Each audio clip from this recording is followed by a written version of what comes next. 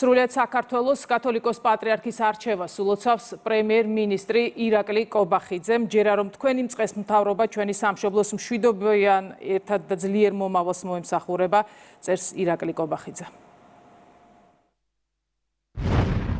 დღეს ჩვენი ეროვნული და სულიერი ცხოვრების ისტორიული ფურცელი გადაიშალა. საქართველოს 60 ქულო ავტოკეფალიურ მართლმადიდებელ ეკლესიას ახალი წინამძღოლი ხავს. სრულიად საქართველოს ულოცავ კათოლიკოს პატრიარქის არჩევას. უწმინდესო და უნეტარესო შიო მესამე უდიდესი პატივისცემით გილოცავთ ამ უაღრესად საპატიო და უაღრესად საპასუხისმგებლო მისიაზე გამორჩევას. გუწამს რომ თქვენ ღირსეულად განაგრძობთ იმ დიდ სულიერ მემკვიდრეობას, რომელსაც 10 წლეულების განმავლობაში განსაკუთრებული სიბრძნითა და სიყვარულით ქმნიდა ჩვენი უწმინდესი და უნეტარესი პატრიარქი ილია მეორე.